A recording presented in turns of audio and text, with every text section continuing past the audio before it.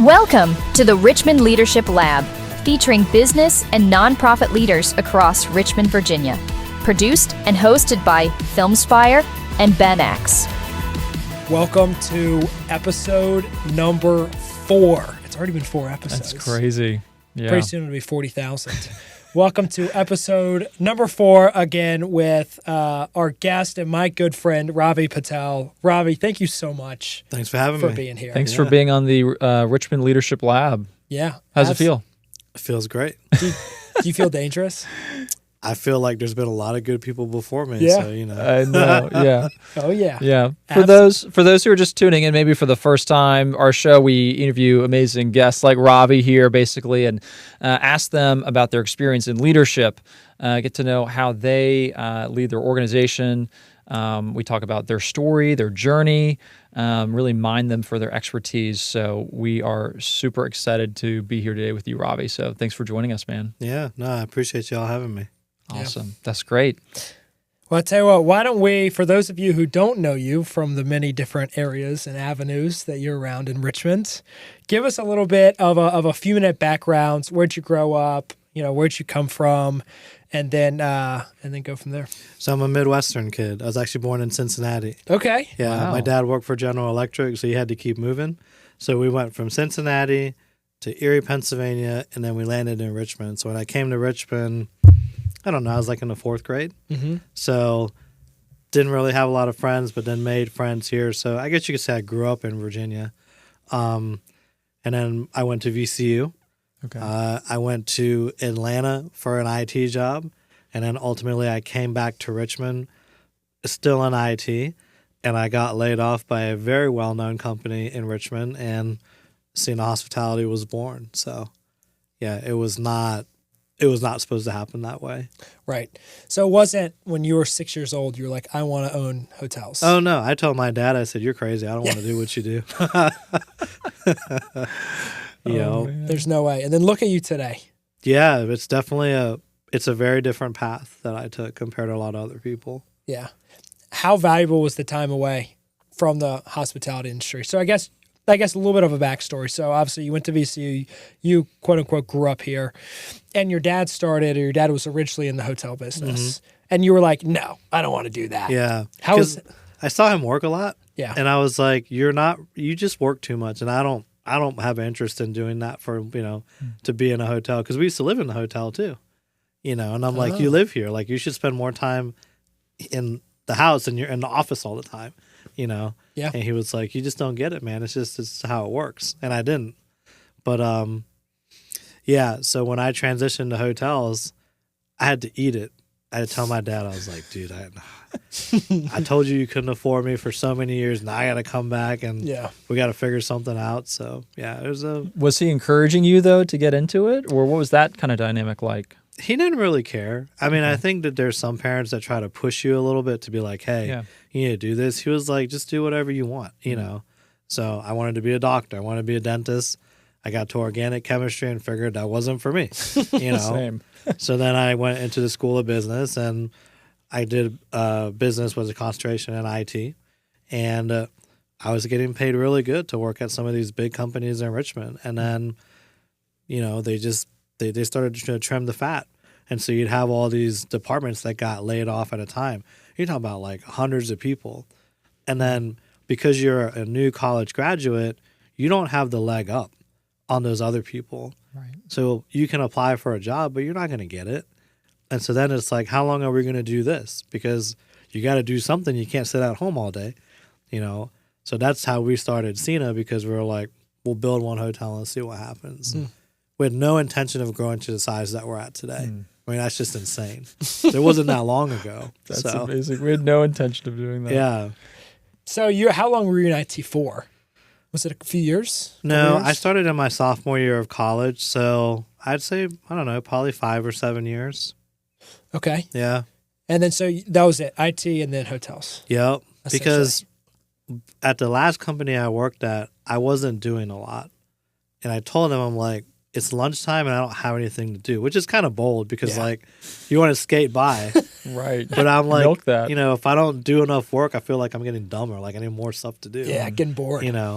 And I guess they figured it out. That's why they laid our department off. We have this guy, this college graduate coming to us, saying he has nothing to do. We're actually just going to get rid of the whole department. The whole thing. Yeah. So I'm curious though, what was that like though to get like you're let go, you got nothing, like how did that feel? Where were you kind of mentally or emotionally? Like what was that like? And then how did that help me fill in the gap to how that got to, getting into the hotel business and things like that? It's a life-changing event. So, when I got laid off, it was a Friday and I worked the whole day. And then they did it. And they weren't even, I'm still bitter about it. I don't care. They can look at this podcast and whatever. But so they give you a severance package and they're like, here you go. Because there were people that were crying and all that. And I'm like, if you're just going to let me go, just do it, man. Because I got, so they're like, here you go, out the door, But I wasn't married. I was getting ready to be engaged. But coming from an Asian culture, right, if you don't have a job, that is problematic. So I told my now wife that, hey, I don't have a job. She was like, it's okay, you'll figure it out and everything. Because you have to remember, like, you're making $75,000, $80,000 a year and you go down to zero. So if you don't have savings, right, as like an early 20-some-year-old person, you're screwed. Yeah. That's what happened to me. Mm-hmm. And so when I went back home, I told my dad, I said, look, I don't really know what we're going to do, but I'm not going to find a job. I already know that, So he was like, okay, let's build a hotel. But the expectation should be very clear. You're going to build one hotel. You're going to run that one hotel. Mm-hmm. You might get to two if you're lucky, but count on just one. Mm-hmm. Okay. Yeah. So we build the first hotel. I have no idea anything about a blueprint, none of that. Because I'm in computers, I don't know how to read a set of blueprints, right? So I'm on the construction job for 15 months while we build this thing. And you learn a lot because now you're not dealing with office people. You're dealing with construction people. It's a very different climate, and just trying to understand, knowing that you're behind the eight ball, but trying to understand everything. And, we got through the project. It had challenges. I mean, it was 2014, so 2008 was still, the remnants were still there. And so you had contractors that some of them would disappear after like 6 months because they went out of business. Wow. They had taken so much on, and you start to see that like now too, but that's how it was back then. So their pricing was good, and it ended up working out to where we won 2 awards for that hotel. Wow. We continued to grow from there because I didn't take any money. I didn't pay myself on that job. As a new company, we were just trying to establish ourselves because it wasn't anything to do with what my dad had. And so we didn't go on vacations and stuff like all these other people that are like going to the beach and stuff like that. We didn't do that because we didn't have anything to be able to do that. Yeah. So like all the money that we borrowed, we paid everybody back, but it's like, that's how you started. Yeah. That's where you started. And I think that's the difference between like our story and many other people. There are companies that it's a generational thing and they get handed the keys.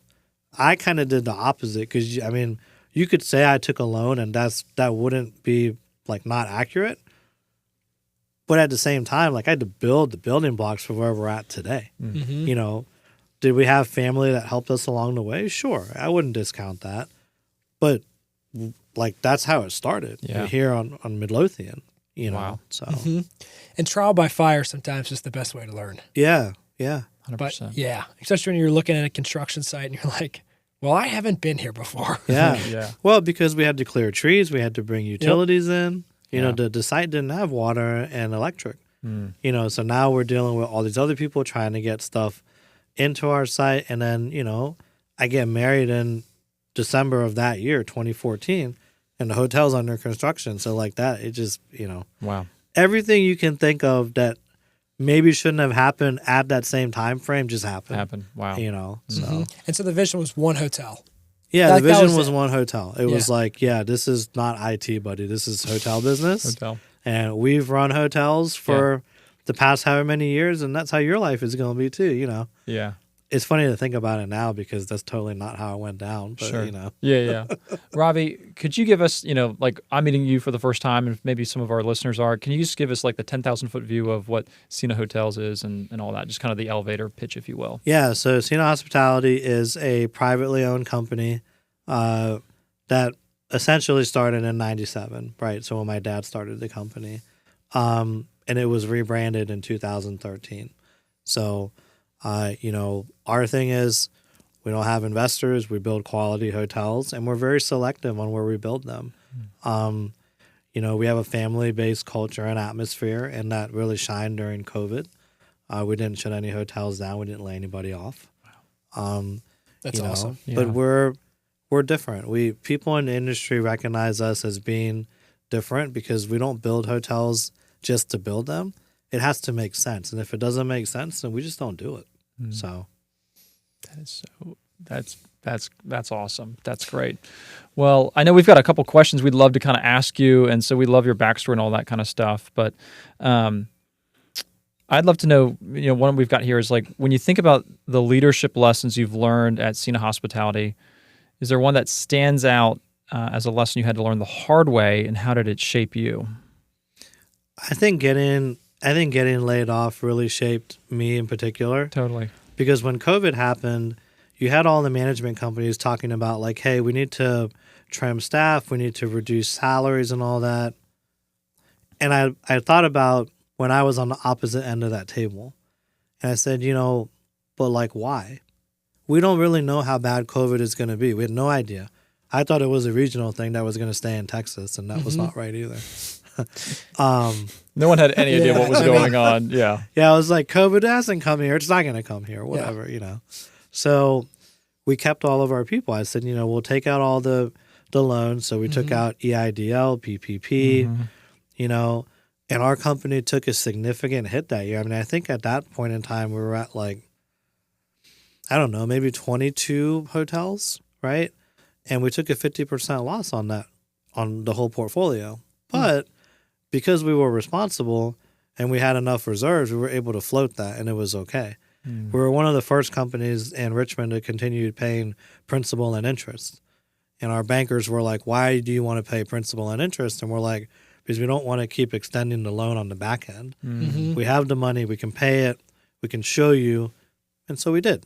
But, I think it takes somebody really principled to be able to do that, because there's a lot of companies that were like, no, we're going to trim all these employees. We're going to do what we can to save on expenses. And I don't have that same view only because I was on the other side of that table, Totally. And if we let people go, we don't let them go at 5 o'clock in the afternoon. It's just bananas. On a Friday.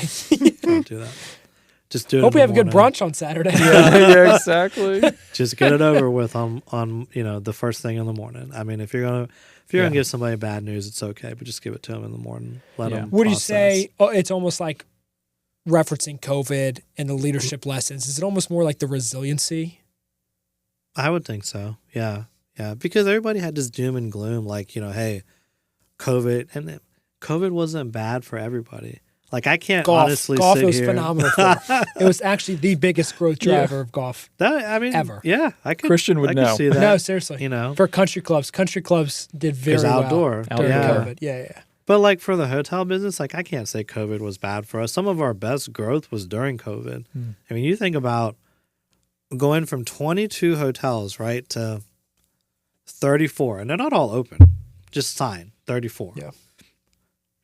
That's a pretty significant growth in not a lot of time. Yeah.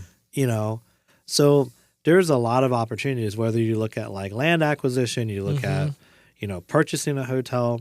That was like the prime time to get in and kind of buckle down and figure out where you want to be on the map.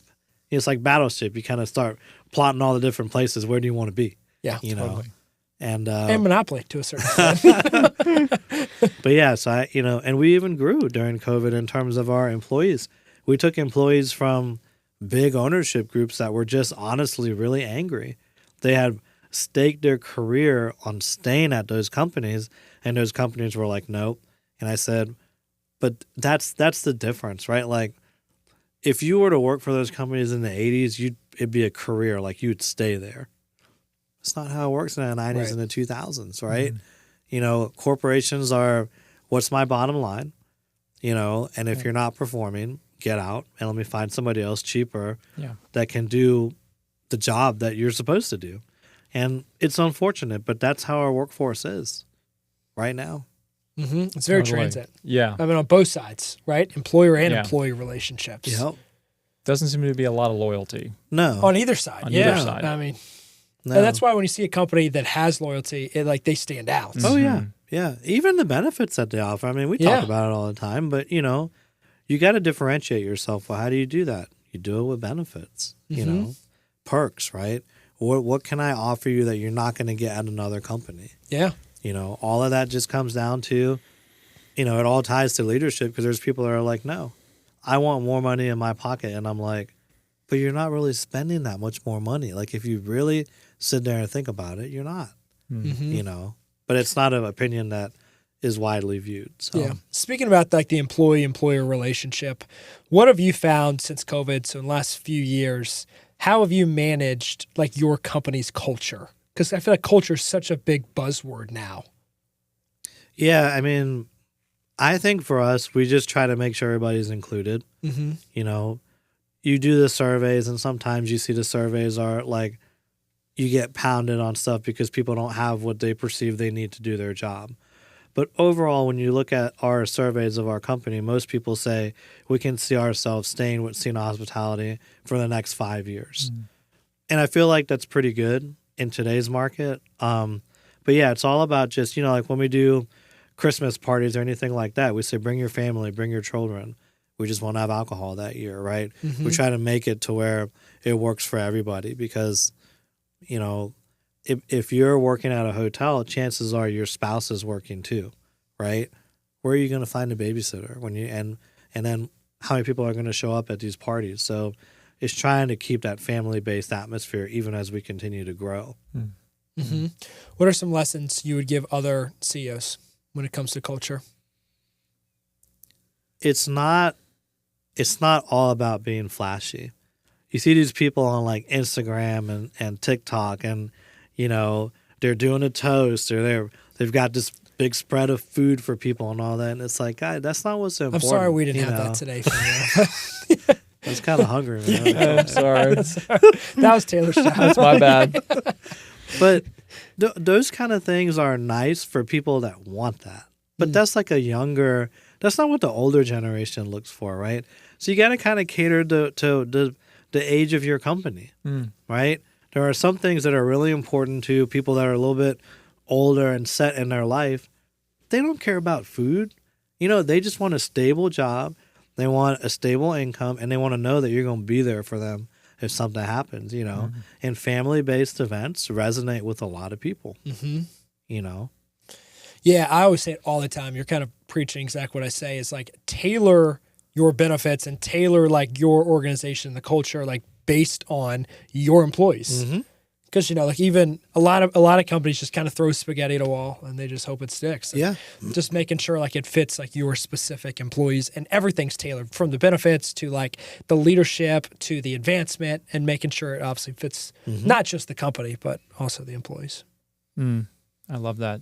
Speaking of the employees, this kind of gets into one of my other questions I was going to ask, which is, you know, I love that you have this, you know, we care and we cater for our employees and things like that. But how do you also build this culture for like hospitality? I feel like so much of the center is on the customer, like the end customer, keeping them in mind and being reminded who's our customer, how are you serving them? So how do you guys do that? Help your employees remember, let's keep our customer in mind, kind of that customer first approach. Yeah, we always preach to people like, you only have one chance to make a first impression, right?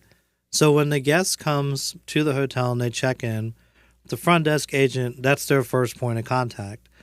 So you might be having a bad day, but so might the other person on the other side of the table. You can't, like, you have to just kill them with kindness. And if they're really rude to you, then that's just your luck for that particular customer. And I think what we found is if we treat our employees the way that they perceive they should be treated, that translates to the interaction with the guests, right? And so, and the guests noticed that.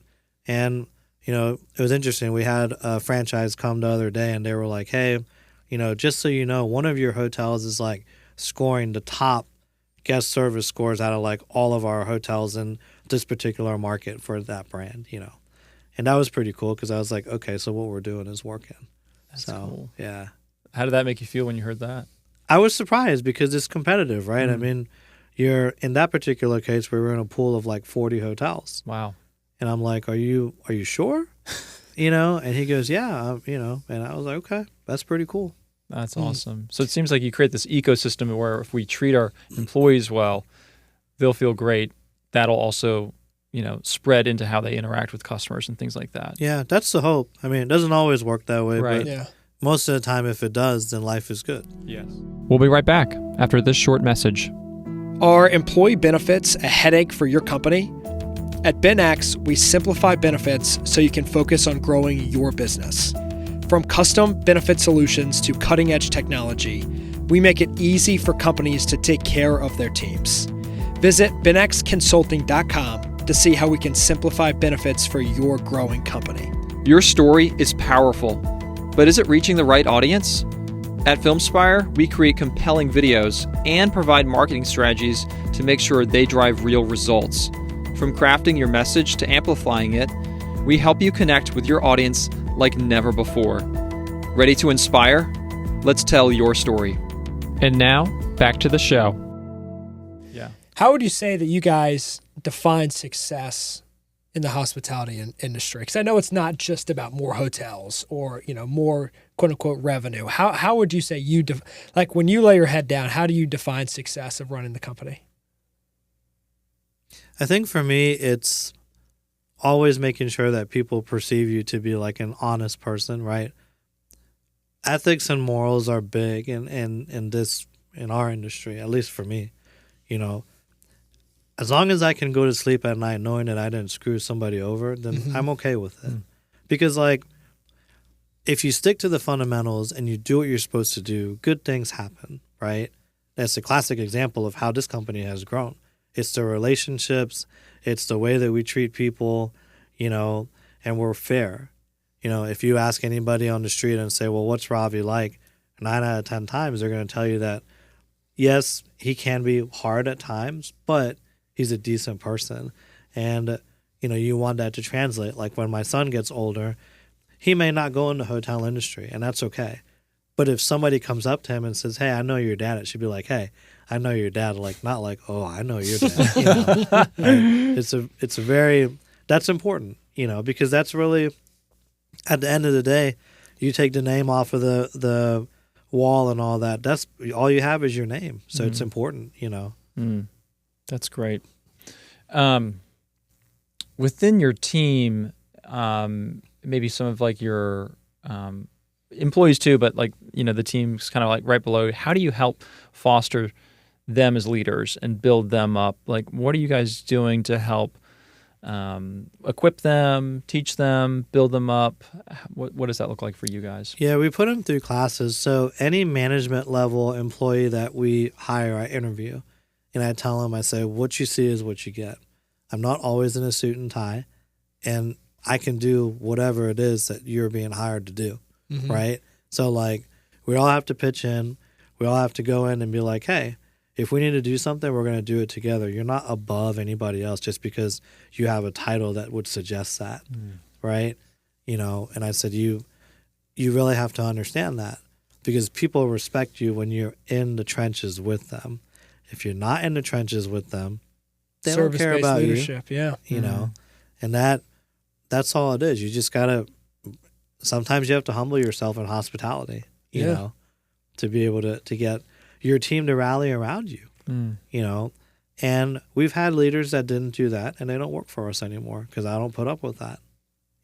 So I love that. Yeah. I tell you what, it's amazing. Just the culture, I feel like when employees feel A, rewarded, but B, if they feel like there's room to grow. I mean, whether it's classes or management or structure or personal development or whatever it might be, if you're creating that system, I feel like as a company, we're trying to create it right now. And it's not easy. No. That's for sure. We have to call, luckily there's a lot of good professionals that can help, right? Sometimes you get really good people that are hard workers, but they have no idea how to talk to people. And that's what the professionals can do. They can kind of humble you and say, look, you're still going to have this job after this class, but you need to kind of soak in what we're saying here. So kind of talking about teams, what lessons do you have for like other CEOs, once again, other business owners, as far as hiring and building your team, both from a leadership standpoint, but also just like a ground level standpoint? It's very difficult. Because we hear people talk about it all the time, right? Right people, right people. And you never know if they're the right people, if we're being honest, right? You won't know until after you hire them. They could interview a certain way, but then when they get into the role, you know, and we've had that happen to us, they get into the role and we're like, dude, you're totally not right for this job, you know? What do you do then? We have to have a conversation and say, look, you know, you need to be able to take the skills that we're going to teach you and use them. But if you're not willing to learn, this isn't the place for you, you know? And a lot of people don't like that. They're like, oh, well, I'm so-and-so and I can do this. Okay. Yeah. That's cool. Do it somewhere else, you know? So I think the biggest thing is just having patience. You need to give your staff the latitude to make mistakes because they are going to, right? If you try to micromanage and control everything, you're never going to get anywhere. You know, people make errors. People make mistakes. That's part of life, you know? You just have to give them enough parameter to where they can do that and fix it. That's the key. You know, you have to give up some level of control because if you don't, you cannot continue to grow because you're in control mode, you know. Can't delegate. No. It could be scary, though, I feel like, to let go of that. It can, yeah. I mean, for me it was, you know, I used to do everything, you know. I don't anymore. Especially first hotel. Yeah. You did the construction, you did the front desk, The only thing I don't give people is construction and then site selection. I still don't give them that. But everything else, yeah, they can do it, you know. Accounting, operations, all that. They can, you know, because if I want to do all of that, I'll never be able to do anything else. Right. You know, I've tried it. It doesn't work. You know, you could, but then at home, you'll never be at home. Right. Or you'll fall asleep on the off. sofa like I used to do many years ago, you know, and that's not a good place to be. Right. What do you feel like your role today? Obviously, as you know, a decade ago, your role was a builder, getting things off the ground, right? But what do you feel like are your top priorities as a CEO today? When you first build a hotel and you have one, people, they all come up to you and they're like, oh, you know, good job, you know, great location. They leave you alone. As you continue to swim in this pond of, we'll call it hotel world, the bigger and bigger you get, now you become a target. So your role becomes from, you know, managing that one hotel and building that one hotel to protecting what you've built. Because like I'm sitting here right now, I could walk out there in an hour and there could be something on my phone that says, hey, somebody's going to build a hotel in your market. Okay. Now you have a critical decision. Do you go fight them on it and say, no, I'm going to build it? Or do you say, you know what? It's okay. Let them in. You know, these are the kind of things that as you grow, just like any company, now you're on a defensive mode, you know, instead of offensive. So you're probably still a little bit on the offensive though. It depends. Yeah. It depends on where you are. But, you know, I think that is a number one priority. And the second part is just maintaining the company and making sure that you're still profitable. You're still doing the things that you did when you had 1 or 5 hotels or whatever it is, you know, and now you're like the face of the company, right? So to your point, which we'll probably get to at some point here, you sit on a lot of boards, right? The roles start to flip now. You're not really that operator anymore. More the visionary. Are aware of what's going on in your hotels, but you're not intimately aware because that's what you have other people to do now.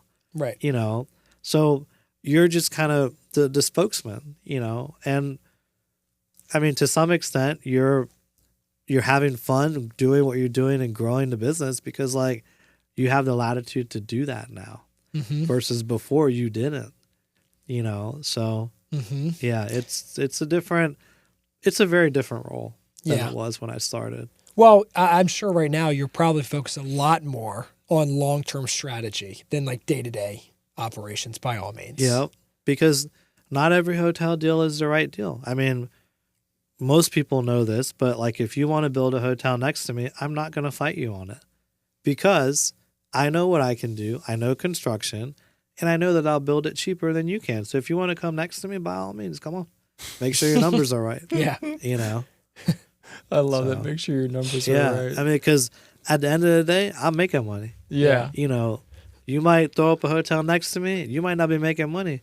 And that's happened before to people. And, that, you know, that's a tough lesson to, Yeah. you know, that's a multi-million-dollar lesson. Yeah. And they're doing their financial modeling in ChatGPT, right? And they're just trying to predict the cost and the inflation. Or their, Amazing. you know, their infrastructure could be different. They could have investors. They could not be as well vested in it as we are.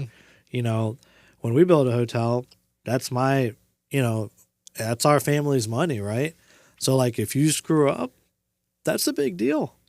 You know, that's not something that you can just recover from. It means more than some random person. Yeah. Yeah. Yeah. That's why the numbers and everything have to make sense. It has to be strategic. You can't build like 5 hotels next to each other.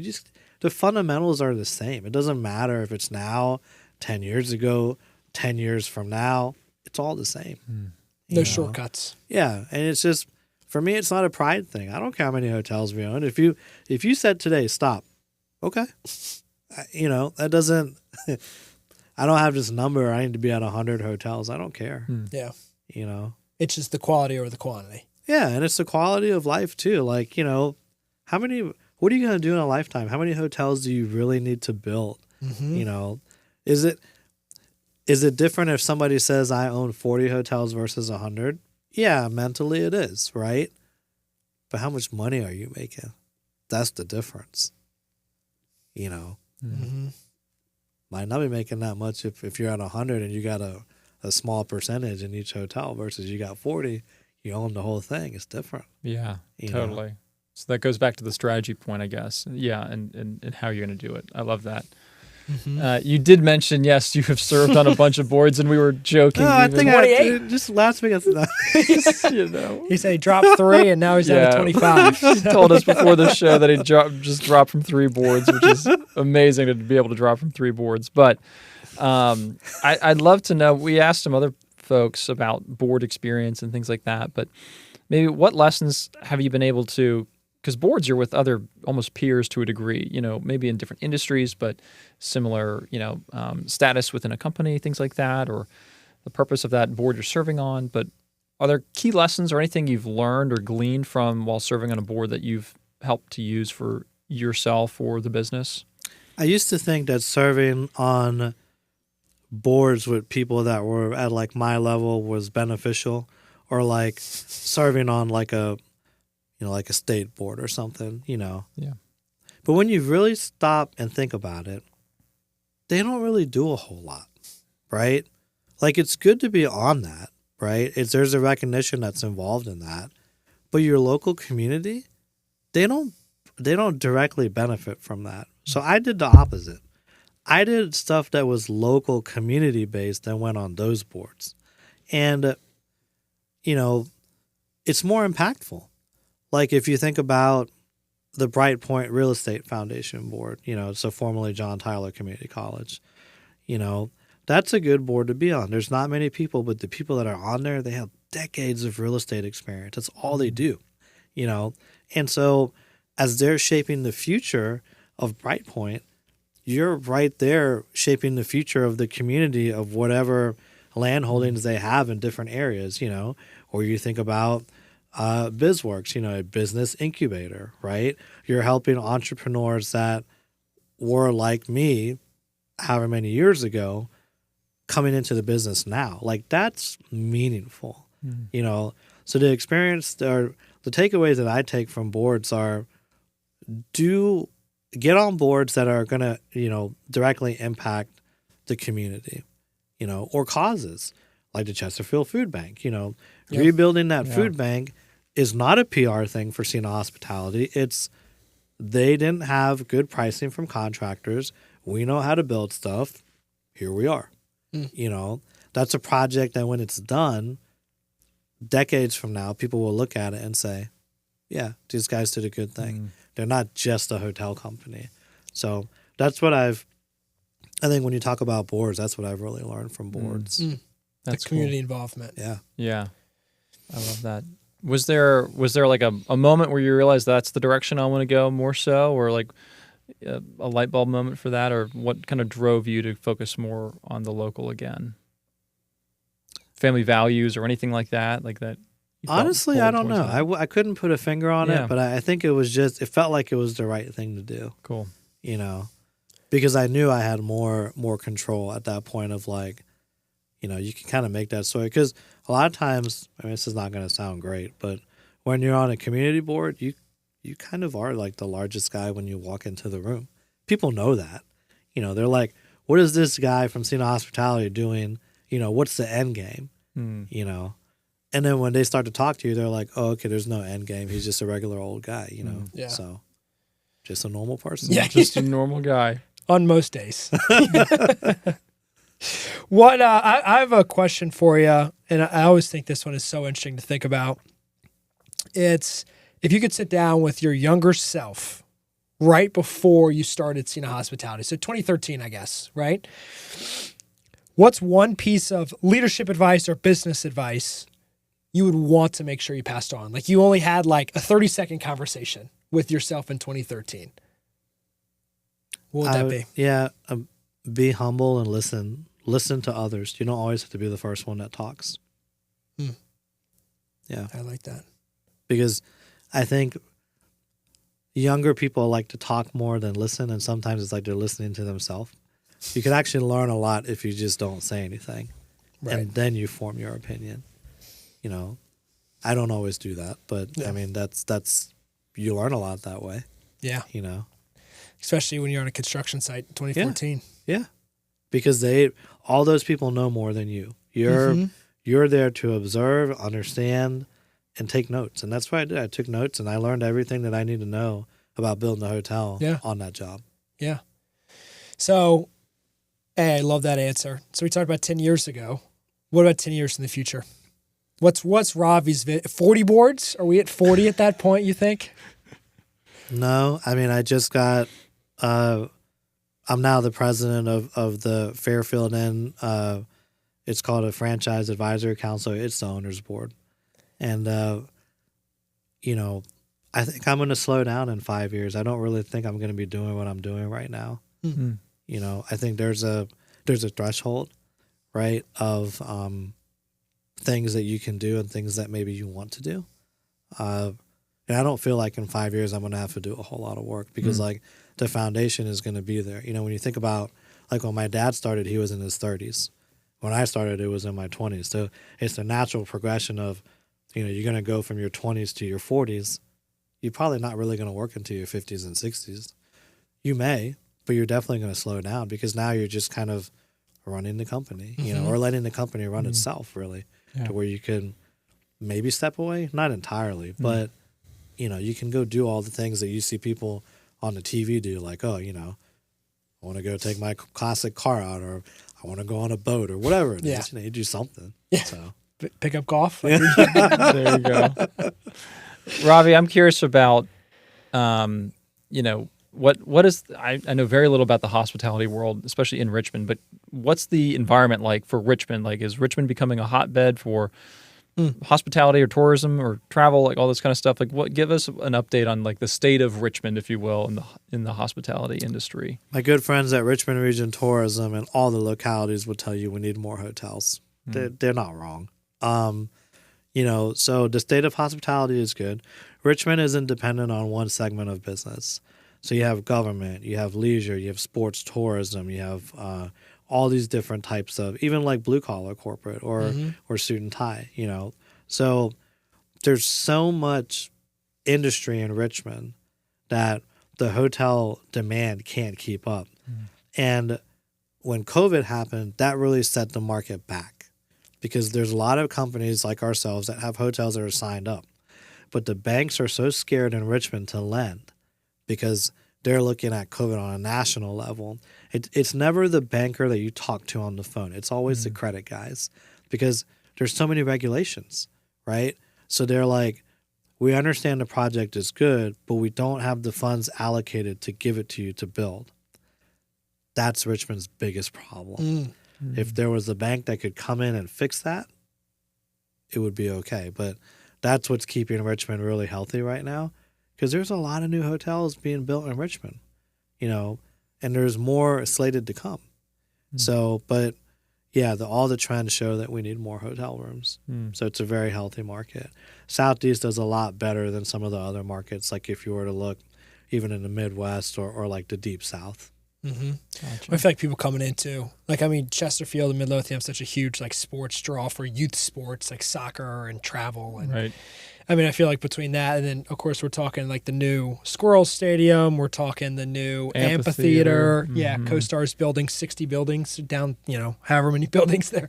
And what's it called? Browns Island, right? All that, all that the stuff. outdoor stuff, the attraction that Richmond has, it's amazing. Yep. Yeah. Lego. Right? Yeah. So Yeah. It's amazing. Well, good stuff. Well, I'm going to switch a little bit and ask you a couple fun questions, if you don't mind. Sure. What would you say? What's your go-to Richmond restaurant? Oh goodness. Yeah. Go to Richmond. No pressure. Restaurant. No pressure. And you can name two if you want. It doesn't have to be one. But if you're, date night or there's something that you're big celebration, what's the go-to? I like Portico, right? Yeah, So I did too. People used to be like, "Oh, you've never tried Portico? Like, what do you mean?" I'm like, I don't know what. So I go, and it's literally like a home. It right? is. Yeah. I'm like, this food's not going to be good, man. It doesn't. The curb appeal is not there, but it's really good food. It is. So yeah, I would say Portico, and it's a quiet place.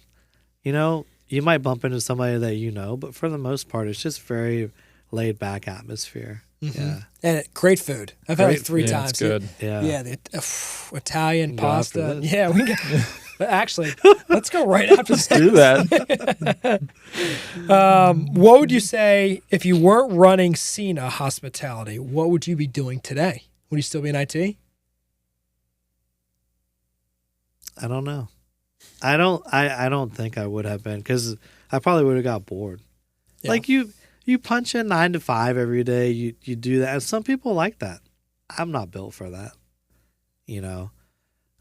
I probably would be running a business, but I don't know that it would be a hospitality. Could I be a don't know. benefits. Could be a benefits brokerage. Could be a video production company. Yeah. So yeah, I think I just kind of stumbled into real estate. Yeah. Cool. But probably entrepreneurial. Yeah, Probably some type of venture. I or would some think type- so. Yeah. Yeah. Last fun question. What is a favorite book or podcast recently, could be within the last couple of years, that has shaped your leadership style or business style? There's so many good podcasts I know. everywhere, right? I've had a chance to be on some really good podcasts with different folks, right?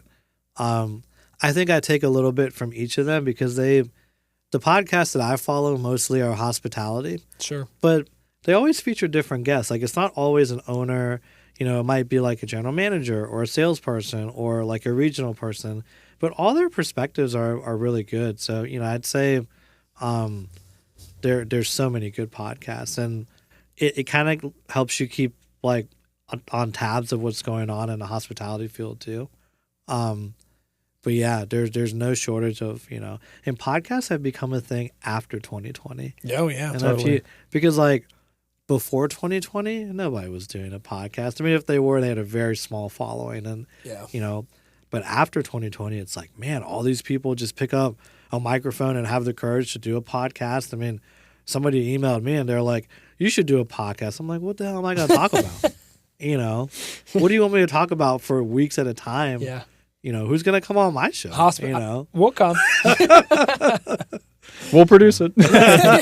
Yeah, exactly. That's great. Yeah, that's simple. We have any more questions? Should we do do we have anything from Yeah, Virginia Council question. Yeah, Yeah, we can do that. let's do that. Trying to remember what it was. As Okay. a CEO. Yeah. So, Ravi, first off, thank you so much Yeah. for being on the show. We have one final question that we ask each guest. So I guess you're the 4th question in a row. As a CEO, it can be lonely at the top. How do you deal with that? it's tough. So when you build something, right, and it's fairly successful, we'll go with that. Your peers don't really understand what you're going through, right? Like you have a friend circle. Like I've got lots of friends that own hotels, but not on the same level. And they would agree with that. That's not a knock at them. But my spouse doesn't understand that either, because like, it's not like I can have a conversation with her and be like, oh, this is what's going on, because it's all foreign to her, right? Even though she works in the business. And so, you know, there is always a sense of loneliness. And then you get these organizations that are like, oh, well, you can pay X amount of dollars to basically, you know, go and talk to people about the same challenges you're having. And I'm like, but why would you do that though? Right? I mean, there's no easy answer. I think it's just you have to think about what's going on and just kind of compartmentalize it a little bit, and just know that some things you're just going to have to figure out on your own. You know, it gets harder and harder every year because as you grow, there are more and more challenges. You know, it's like the portfolio deal we were working on, right? Mm-hmm. I don't know anybody that's worked on a portfolio deal of that size, you know? And so, yeah, I think the best way is just try to keep that balance between like you and the family. You go home to your kids and that's kind of, you know, that's where the switch turns and it's just whatever's going on, whatever's eating away at you, you know, there's not much you can do. You just got to figure it out. Yeah. Or turn it off. Yeah. Yeah. Which is hard. It is hard. Yeah. Very hard. Yeah. Well, that's from the Virginia Council of CEOs for that question. And there's another thing we also ask each of our guests, Ravi, which is we would love for you to know or for you to tell us, is there a nonprofit that you really support, want to give it a shout out to? Because what we do, Christian and I, is we give a small donation to a nonprofit of your choosing and things like that. So, Ravi, the $1 million question. It's not $1 million donation, but the question is then, is there a nonprofit you'd like to give a shout out to that you feel close or connected to that we'd love to make a small contribution to? Definitely Chesterfield Food Bank.